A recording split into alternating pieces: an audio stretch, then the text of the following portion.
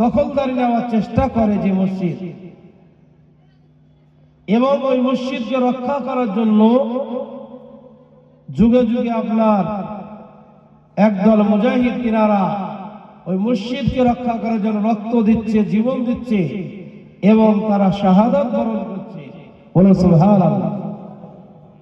যে মসজিদ থেকে রাসূল করিম সাল্লাল্লাহু আলাইহি ওয়াসাল্লাম সেখানে নামাজ পড়ার পর সরাসরি তিনি মেরাজে গিয়েছিলেন, যে মসজিদের পাথরগুলি সমুদ্রের অতল তল থেকে আপনার আল্লাহ তাবারক তাআলা উঠিয়ে হাজির করেছেন, সেরকম একটি দামি মসজিদের ইমাম ছিলেন হযরত ইমরান আলাইহিস সালাম।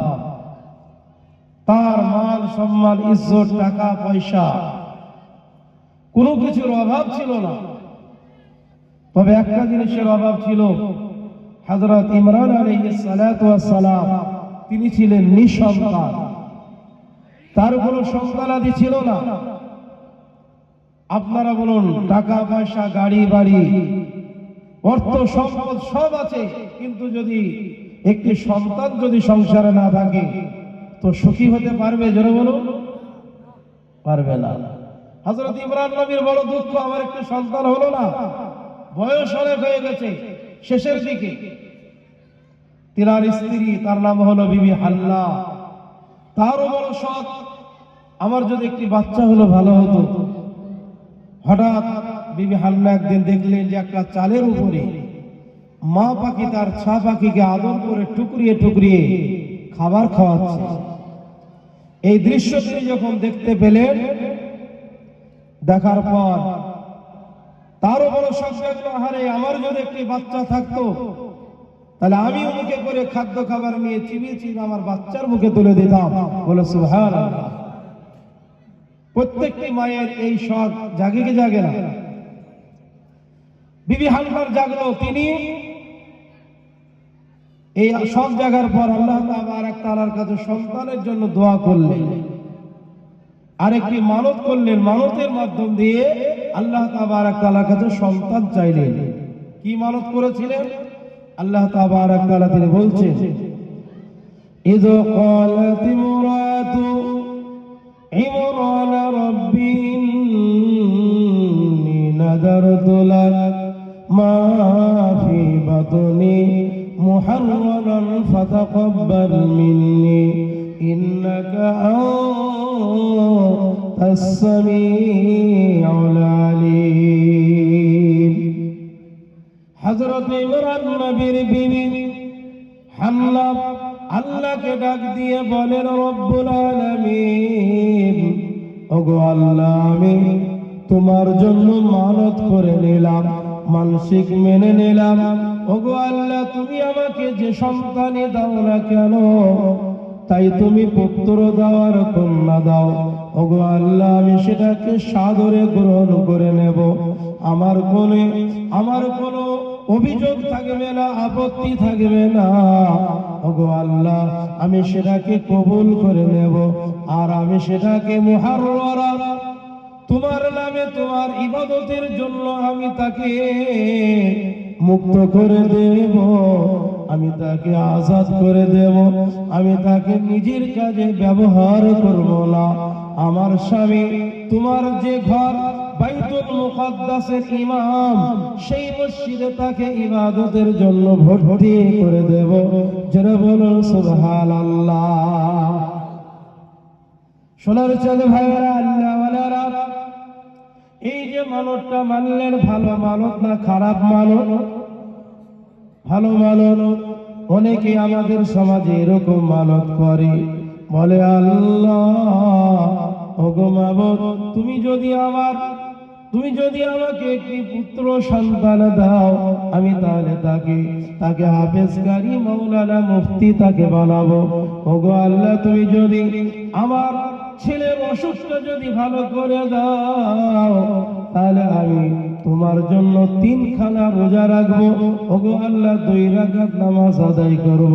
এগুলো হচ্ছে ভালো মানত, মুহতারাম, এগুলো জায়েজ মানত।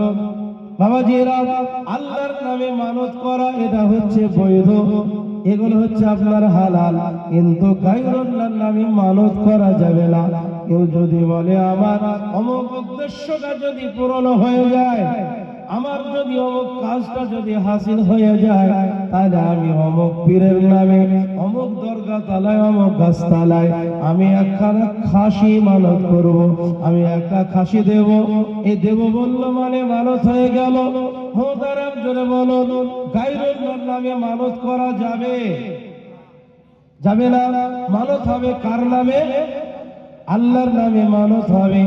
আল্লাহ রাব্বুল আলামিন তিনি পবিত্র কোরআনে বলেছেন, ইন্নামা হাররামা আলাইকুমুল মাইতা ওয়াদ-দামা ওয়া লাহমাল খিনজির ওয়া মা উহিল্লা বিহি লিগায়রিল্লাহ।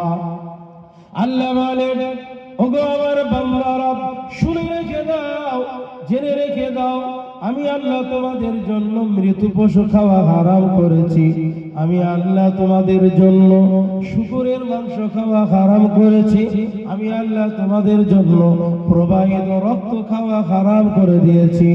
ওমা উহিল্লা বিহি লিগায়রিল্লাহ, আর আমি আল্লাহ ওই সমস্ত জিনিসকে হারাম করেছি যেগুলো গায়রুল্লাহর উপরে নাম দেওয়া হয়, যেগুলো গায়রুল্লাহর নামে জবাই করা হয়, গায়রুল্লাহর নামে মানত করা হয়, গায়রুল্লাহর নামে যদি অর্ঘ্য প্রসাদ দেওয়া হয়, সেই প্রসাদ খাওয়া হারাম।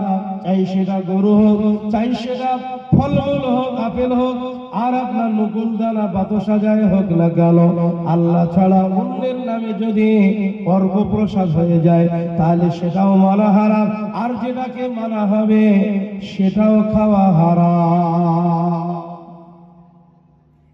তাহলে আমরা মানত করবো কার নামে? জোরে বলুন, আল্লাহর নামে। এবং বৈধ মানত হতে হবে। হোদারা বাবাজিরা এই মানত করলেন বিবি হান্না যে আমার বাচ্চাকে ইবাদতের জন্য দিয়ে দেব। তারপর ভাবলেন আমার দোয়া আল্লাহ মঞ্জুর করবে কি করবেন না, তাই দ্বিতীয়বার আবার বললেন, ফাতাকাব্বাল মিন্নি, ওগো আল্লাহ তুমি আমার পক্ষ থেকে কবুল করে নাও, আমার মানতটাকে, আমার উদ্দেশ্যকে পূরণ করে দাও। ইন্নাকা আনতাস সামিউল আলিম, ওগো আল্লাহ আপনি সর্বশ্রোতা আর সর্বজ্ঞানী। যারা বলেন সুবহানাল্লাহ। আল্লাহ তাবারক তাআলা বিবি হান্নার দোয়াটাকে কবুল করে নিলেন। আল্লাহর কাছে চাইলে কবুল করে কি করে না? যারা বলো কবুল করে। চাইতে হবে কার কাছে? আল্লাহর কাছে। আল্লাহ তাবারক তাআলা নিজেই বলে দিয়েছেন, উদুনি আস্তাজিব লাকুম, ওগো আমার বান্দারা তোমরা আমি আল্লাহর কাছে প্রার্থনা করো, আমি আল্লাহর কাছে দোয়া করো, আমি আল্লাহ তোমাদের দোয়াকে কবুল করে নেব, আমি অবশ্যই তোমাদের ডাকে সাড়া দেব। ওয়া ইযা সালাকা ইবাদি আন্নী ফাইন্নী করিব। আল্লাহ বলেন, ওগো আমার হাবিব মুহাম্মদ সাল্লাল্লাহু আলাইহি ওয়াসাল্লাম, আপনাকে যখন আমার বান্দারা জিজ্ঞাসা করবে আমি আল্লাহ কত দূরে থাকি, তো আপনি ভালো করে বুঝিয়ে তাদের বলে দেন, ফাইন্নী করিব, আমি আল্লাহ বেশি দূরে থাকি না, আমি আল্লাহ বান্দার অতি নিকটেই থাকি। উজিবু দাওয়াতাদ দাঈ ইযা দাআন, আমার বান্দা আমার কাছে যে দোয়াই করে না কেন, সেটি যদি বৈধ দোয়া হয়, সেটি যদি হালাল দোয়া হয়, আমি আল্লাহ সেই দোয়াটাকে কবুল করে নিই। বলুন সুবহানাল্লাহ।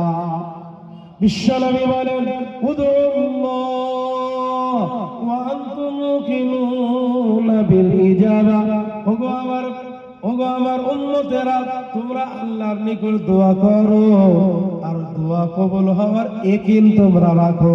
আমরা অনেক সময় দোয়া করি হতাশাগ্রস্ত হয়ে যাই, বলি বাপের জন্য চাইলাম, ছেলের জন্য চাইলাম, নিজের জন্য চাইলাম, একটাও শোনে না।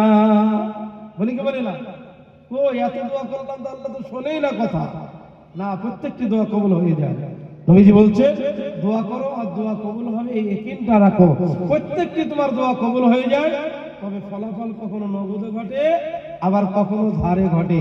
আল্লাহ যেটা দেখেন, একে ধারে দিলে অর্থাৎ আখিরাতে দিলে ভালো হবে, সেটা আখিরাতের জন্য জমা করে রেখে দেন। যেটা বলো সুবহানাল্লাহ।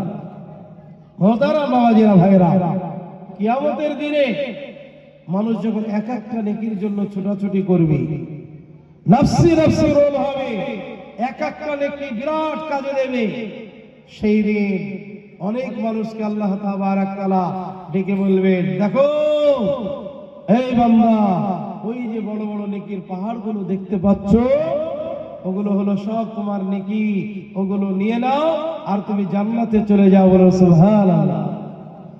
বাবাজিরা ভাইরা, আল্লাহ ওয়ালারা বান্দাতে কোনো হীনমন্যতায় ভোগবে, হীনমন্যতায় ভোগে নিজেকে ছোট ভেবে বলবে, মাবুদ মেহেরবান, ওগো আল্লাহ, আমি দুনিয়াতে তেমন কোনো আমল করি নাই, সেরকম কোনো আমার আমল ছিল না, কি করে এত বড় নেকির পাহাড় হয়ে গেল?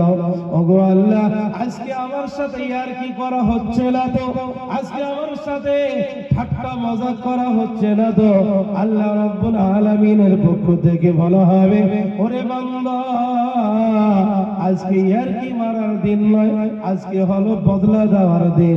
শুনে রেখে দাও বান্দা, দুনিয়াতে তুমি অমুক দোয়া করেছিলে, ভেবেছিলে কবুল হয়নি, তুমি ভেবেছিলে সেই দোয়াটা করেছিলাম কবুল হয়নি, আমি আল্লাহ তোমার যে দোয়াগুলো করেছিলে প্রত্যেকটি দোয়া আমি কবুল করে নিয়েছি, আর সেই এর ফলাফল তোমাকে দুনিয়াতে না দিয়ে আমি সেই দোয়াগুলো আখিরাতের জন্য কবুল করে জমা করে রেখেছি। এগুলো হলো সব তোমার দোয়ার ফল, এগুলো নিয়ে নাও আর জান্নাতে চলে যাও। বান্দা তখন আফসোস করে বলবে, ওগো আল্লাহ, আমি দুনিয়াতে যত দোয়া করেছিলাম, একটাও দোয়া যদি দুনিয়ার জন্য কবুল না হয়ে সব যদি আখিরাতের জন্য কবুল হতো, তাহলে কতই না আমার ভাগ্যটা ভালো হতো। আর আজকে আমরা রেগে যাই কি যাই না? রেগে গেলে চলবে না, আল্লাহর কাছে চাইতেই হবে, চাইতেই হবে। বিশ্বনবী বলেন, ও পৃথিবীর মানুষেরা, ওগো আমার উম্মতের দল, তোমরা ভালো করে শুনে রেখে দাও, জেনে রেখে দাও, পৃথিবীতে তুমি মানুষের কাছে চাইবে, মানুষ বেজার হবে, নারাজ হবে, মানুষ রেগে যাবে। আর নবীজি বললেন, মাল্লাম ইয়াসআলিল্লাহ ইয়াগযব আলাইহি, যে ব্যক্তি আল্লাহর কাছে চাইবে না, আল্লাহর কাছে প্রার্থনা করবে না, আল্লাহ তার প্রতি রাগান্বিত হয়ে যান। মোহতারাম, সেই জন্য চাইবো কার কাছে? আল্লাহর কাছে। বিবি হান্না আল্লাহর কাছে চাইলেন, আল্লাহ কবুল করে নিলেন। বিবি হান্নাকে অন্তঃসত্ত্বা বানিয়ে দিলেন, তার পেটে সন্তান চলে আসলো। দিনের পর দিন, মাসের পর মাস পেরোতে পেরোতে আপনার বাচ্চা হওয়ার টাইম হয়ে আসলো। বাচ্চা হবে তার আগে বিবি হান্না স্বামী হযরত ইমরান নবী আলাইহিস সালাতু ওয়াস সালামের ইন্তেকাল হয়ে গেল, অর্থাৎ বিবি হান্না বিধবা হয়ে গেলেন। সবাই বলুন, ইন্না লিল্লাহি ওয়া ইন্না ইলাইহি রাজিউন। হে পথি, তুমি রাখিও স্মরণ, জীবনের শেষে তোমার আছে গো মরণ। আমার মরণ আসিবে কখন কেউ তো জানে না, আমার মরণ আসিবে কখন কেউ তো জানে না। আমি মরে গেলে আমায় তোমরা ভুলে যায় না, আমি চলে